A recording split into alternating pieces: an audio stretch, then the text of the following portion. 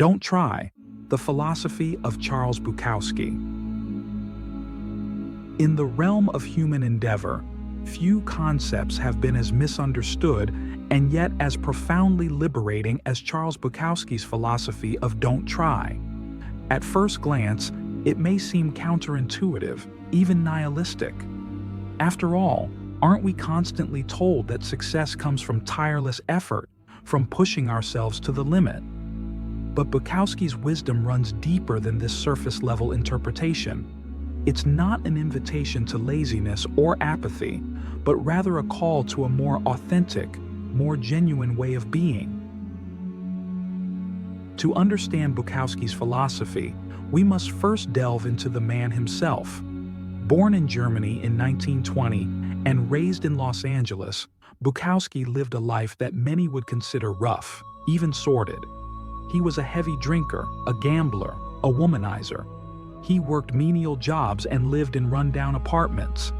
And yet, from this seemingly unpromising soil grew some of the most raw, honest, and impactful poetry and prose of the 20th century. Bukowski's "don't try" philosophy is not about giving up or not putting in effort. Rather, it's about letting go of the pretense, the posturing, the desperate striving to be something you're not. It's about allowing your true self to emerge, unencumbered by societal expectations or self-imposed limitations. Consider for a moment, how much of your life do you spend trying to fit into a mold that doesn't truly reflect who you are? How often do you force yourself to pursue goals that don't resonate with your authentic self, simply because that's what you believe is expected of you? This is the kind of trying that Bukowski urges us to abandon. Instead, Bukowski advocates for a kind of effortless authenticity. It's about doing what comes naturally to you, what flows from your core being without resistance. For Bukowski, this was writing. He once said, "If it doesn't come bursting out of you in spite of everything, don't do it." This is the essence of don't try. It's not about not doing, but about doing from a place of genuine, unstoppable passion. But how do we apply this philosophy in our own lives? It begins with self-awareness. We must learn to distinguish between what we truly want and what we think we should want. This requires deep introspection, a willingness to confront uncomfortable truths about ourselves and our desires. Ask yourself, what would you do if you had no fear of judgment, no concern for status or societal approval? What activities make you lose track of time, make you feel most alive and authentic? These are the pursuits that align with Bukowski's philosophy. However, it's crucial to understand that don't try doesn't mean everything will be easy or pleasurable. Bukowski's life was far from comfortable, and his writing often came from a place of pain and struggle. The key is that he didn't try to escape these difficulties or pretend to be something he wasn't. He embraced his reality, however harsh, and transmuted it into art. This brings us to another important aspect of Bukowski's philosophy: the acceptance of life as it is, not as we wish it to be. We often expend enormous energy trying to control our circumstances, to force life to conform to our expectations. But Bukowski suggests a different approach: to accept reality as it presents itself and work within those parameters. This doesn't mean being passive or fatalistic.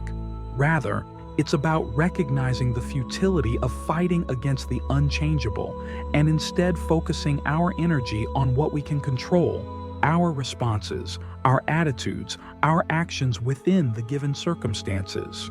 Consider the profound freedom that comes with this acceptance. When we stop trying to be what we're not, when we cease our desperate attempts to control the uncontrollable, we free up enormous amounts of energy. This energy can then be directed towards what truly matters to us, towards expressing our authentic selves in whatever form that may take. But let me pose a challenging question. In a world that constantly pushes us to be more, to achieve ever greater heights of success and recognition, how can we embrace Bukowski's philosophy without feeling like we're falling behind? How do we reconcile the call to authenticity with the very real pressures of modern life? The answer lies in redefining success on our own terms. Bukowski's life and work remind us that true success is not measured by external accolades or material wealth, but by the degree to which we live in alignment with our authentic selves. It's about the courage to be who we are, to pursue what truly matters to us, regardless of societal expectations. As we conclude this first part of our exploration into Bukowski's philosophy, I urge you to reflect on your own life. Where are you trying too hard? Where are you forcing yourself into roles or pursuits that don't align with your true self? And most importantly, what would it look like to let go of that trying, to allow your authentic self to emerge? The alchemy of surrender, transmuting struggle into raw authenticity.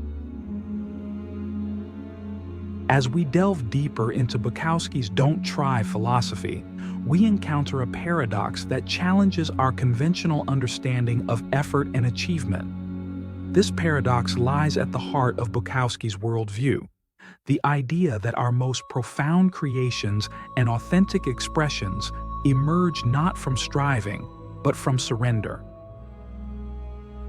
Consider for a moment the image of a tightly clenched fist. When we're gripping something with all our might, our muscles tense, our energy is consumed in the act of holding on. But what happens when we open our hand? Suddenly, we're free to receive, to create, to engage with the world around us. This is the essence of Bukowski's philosophy, not a passive giving up, but an active letting go. But what exactly are we letting go of? First and foremost, we must release our attachment to outcomes. In our goal-oriented society, we're conditioned to believe that every action must have a purpose, a measurable result.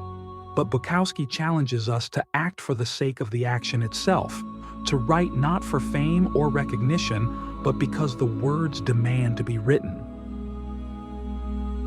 This brings us to a crucial question. What drives you? Is it the promise of external rewards? The fear of failure? The need for validation? Or is it something deeper, more intrinsic, a calling that comes from the very core of your being? Bukowski would argue that only the latter is worth pursuing, that anything else is a form of self-betrayal. But make no mistake, this path is not an easy one.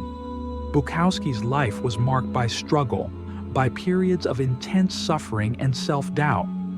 Yet it was precisely this struggle that gave his work its raw power, its unflinching honesty. He didn't try to escape his pain or present a polished facade to the world. Instead, he embraced his reality in all its gritty, uncomfortable truth. This acceptance of life as it is, rather than as we wish it to be, is a key aspect of Bukowski's philosophy. It's about facing reality head-on, without flinching, without trying to sugarcoat or avoid the uncomfortable parts. It's about recognizing that our struggles, our failures, our moments of despair are not obstacles to be overcome, but integral parts of our journey. Consider this. How much energy do you expend trying to present a perfect image to the world? How often do you hide your true thoughts and feelings behind a mask of socially acceptable behavior? Bukowski challenges us to drop this pretense, to have the courage to be fully, unapologetically ourselves. But here's where many misunderstand Bukowski's message. Don't try doesn't mean don't act, don't create, don't pursue your passions. On the contrary, it means to act from a place of authenticity, to create because you must, to pursue your passions not because you're trying to prove something to the world, but because it's an expression of who you truly are. Think of it like this. When you're truly in flow, when you're fully engaged in something you love, are you trying? No. You're simply being, doing, creating. The effort becomes effortless. This is the state Bukowski is pointing us towards.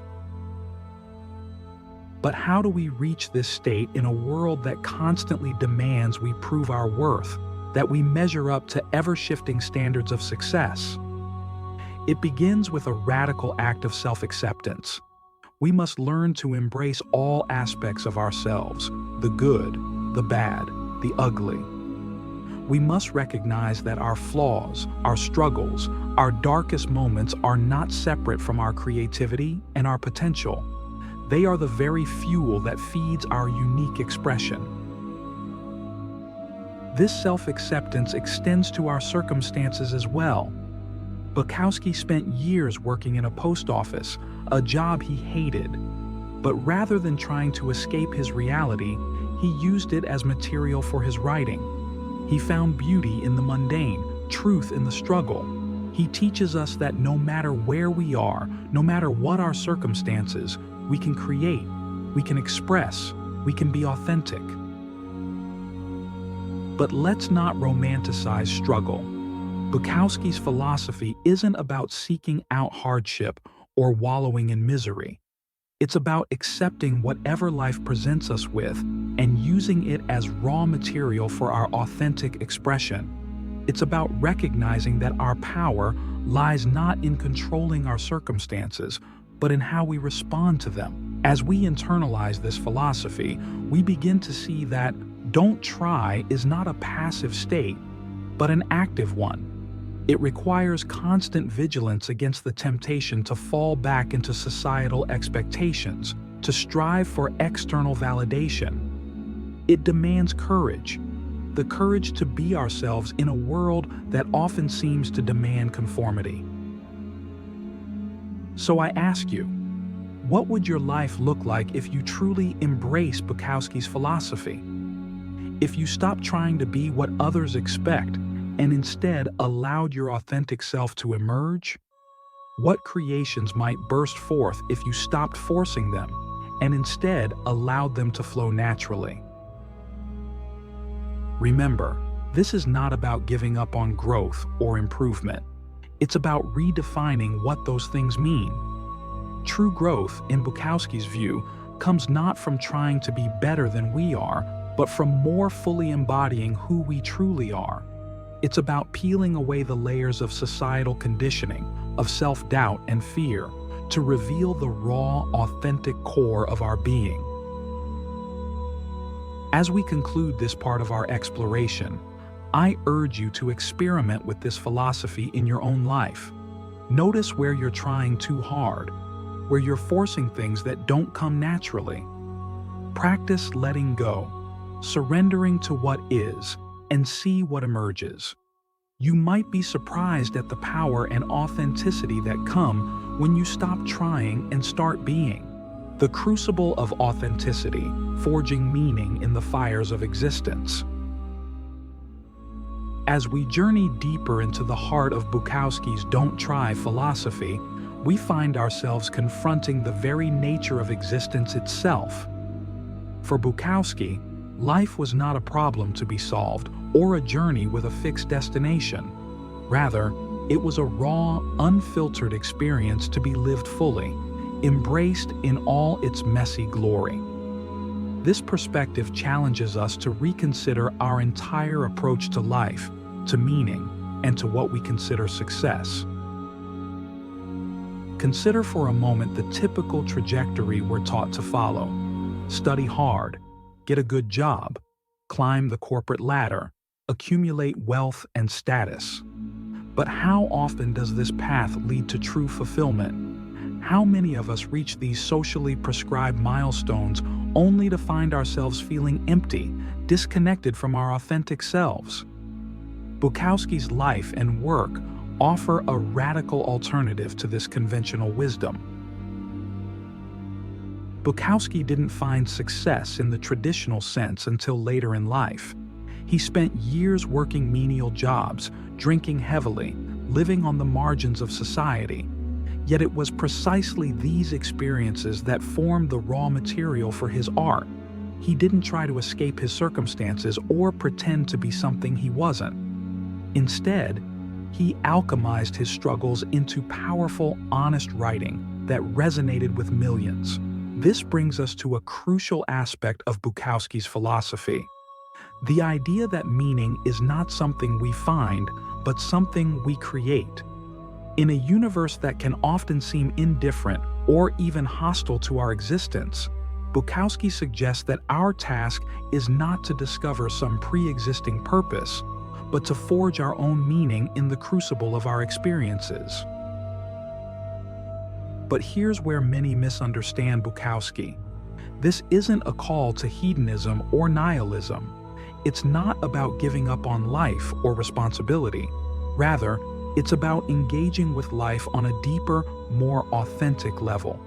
It's about recognizing that true meaning doesn't come from external validation or societal approval, but from living in alignment with our innermost selves.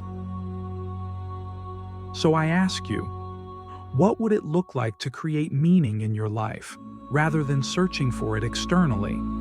How would your approach to life change if you viewed every experience, every struggle, every moment of joy or pain as raw material for your own unique expression?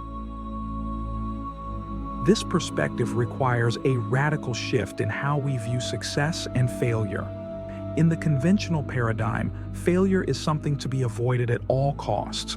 But for Bukowski, failure was an integral part of the creative process, a necessary step on the path to authentic expression. He famously said, "What matters most is how well you walk through the fire." This isn't to glorify suffering or suggest that we should seek out hardship.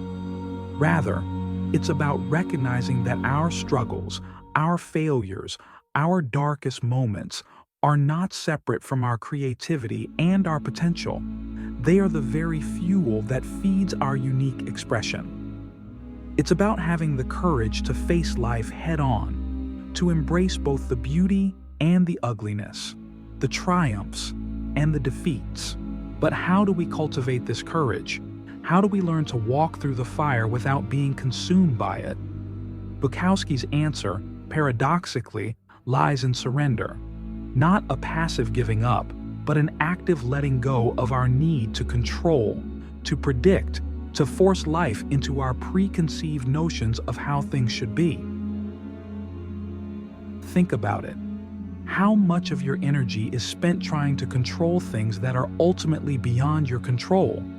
How often do you find yourself resisting reality, wishing things were different than they are? Bukowski challenges us to accept life as it comes, to work with what we have rather than constantly wishing for something else. This acceptance doesn't mean resignation.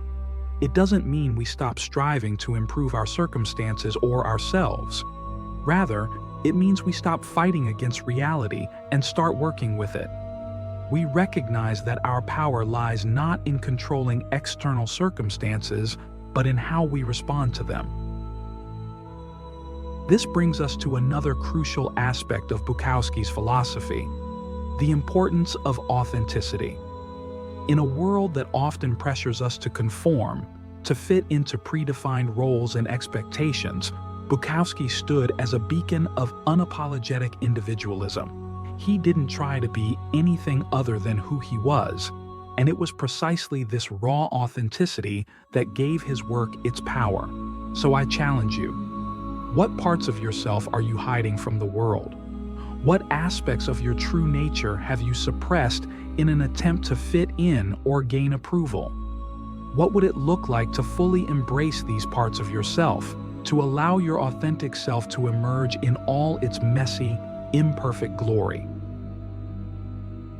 This path of authenticity is not an easy one. It requires courage, vulnerability, a willingness to face rejection and misunderstanding.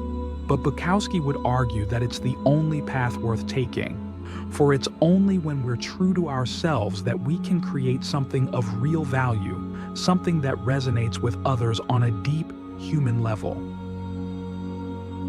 As we near the end of this part of our exploration, I want you to consider the profound freedom that comes with embracing Bukowski's philosophy. When we stop trying to be what we're not, when we cease our desperate attempts to control the uncontrollable, we free up enormous amounts of energy. This energy can then be directed towards what truly matters to us, towards expressing our authentic selves in whatever form that may take.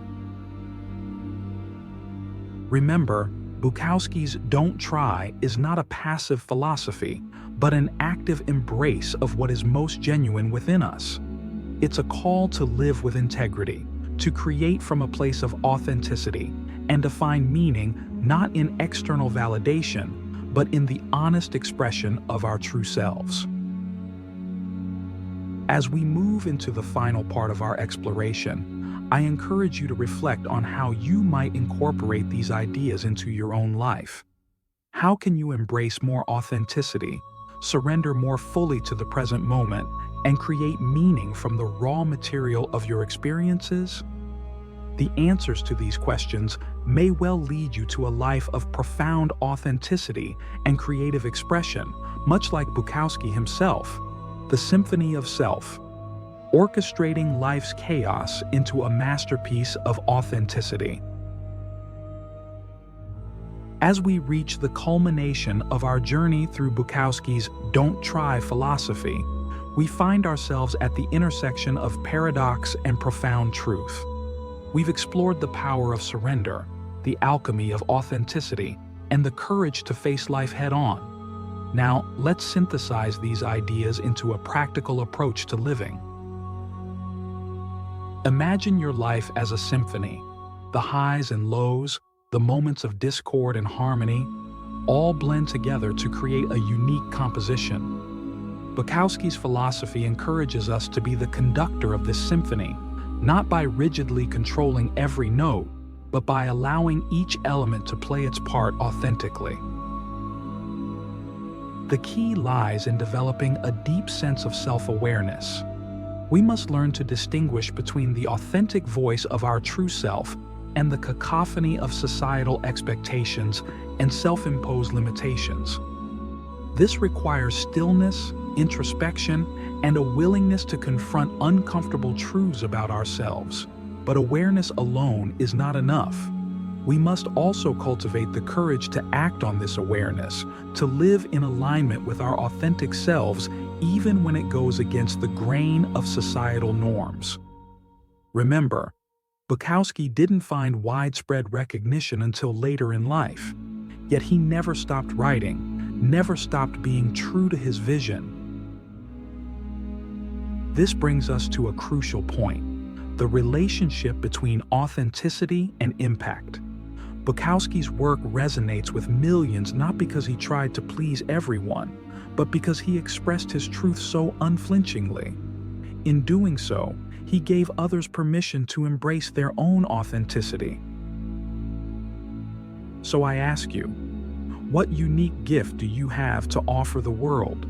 What truth burns within you, longing to be expressed? The power of Bukowski's philosophy lies in the recognition that by fully embracing our authentic selves, we not only liberate ourselves, but also inspire others to do the same. However, let's not romanticize this path. Living authentically is often challenging, sometimes painful. It requires us to face our fears, confront our shadows, and risk misunderstanding and rejection.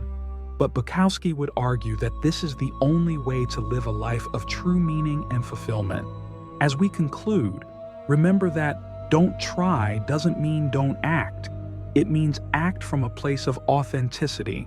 Create because you must. Live fully in each moment, not because you're striving for some future goal, but because it's an expression of who you truly are. I challenge you to take this philosophy into your daily life. Notice where you're trying too hard, where you're forcing things that don't come naturally. Practice letting go, surrendering to what is, and see what emerges. You might be surprised at the power and authenticity that come when you stop trying and start being. In the end, Bukowski's philosophy is a call to radical self-acceptance and courageous self-expression. It's an invitation to embrace life in all its messy, chaotic beauty, to find meaning not in external validation, but in the honest expression of our true selves. As you move forward, carry this wisdom with you. Don't try to be anything other than who you are, for in your unique, authentic expression lies your greatest gift to the world.